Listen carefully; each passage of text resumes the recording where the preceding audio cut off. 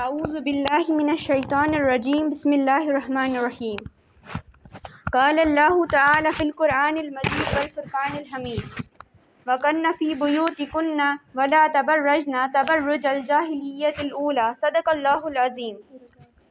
وقال النبی صلی اللہ علیہ وسلم من تشبہ بقوم فہو منہم۔ السلام علیکم ورحمۃ اللہ وبرکاتہ۔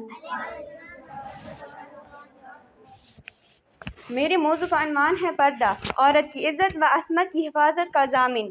معزز سامعین، ابھی میں نے آپ کے سامنے قرآن کی جو آیت تلاوت کی ہے، اس سے آپ نے ضرور سمجھ لیا ہوگا کہ آج کی اس مبارک محفل میں میری تقریر کا عنوان پردہ ہے۔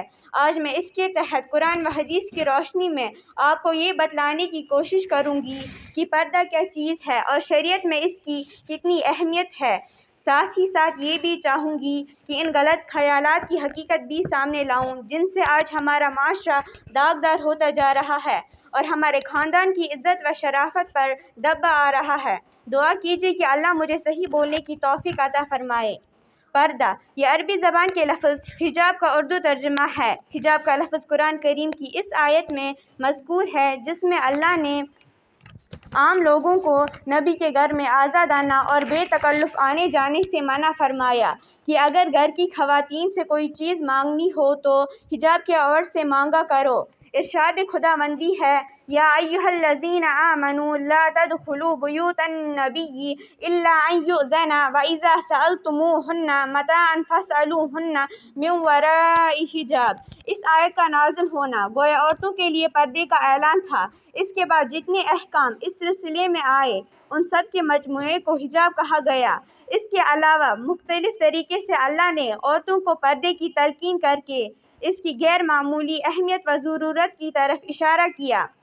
ان میں عورتوں سے کہا گیا کہ وہ اپنے گھروں میں وقار کے ساتھ رہے، زمانہ جاہلیت کی بد تہذیب عورتوں کی طرح اپنے حسن و زیبائش کی نمائش نہ کرتی پھرے۔ قرآن کہتا ہے وَقَرْنَ فِي بُيُوتِكُنَّ وَلَا تَبَرَّجْنَ تَبَرُّجَ الْجَاهِلِيَّةِ الْأُولَى، یعنی تم اپنے گھروں میں ٹھہری رہو اور دور جاہلیت کی عورتوں کی طرح اپنے حسن کی نمائش نہ کرتی پھرو۔